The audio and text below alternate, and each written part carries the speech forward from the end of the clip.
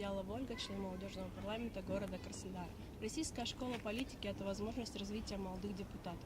Она дает возможность общения с властью. Такой открытой площадки для диалога с властью еще не было. В настоящее время мы можем наблюдать нестабильную ситуацию в мировой политике. Международные связи Краснодара благополучно развиваются благодаря выгодному географическому положению.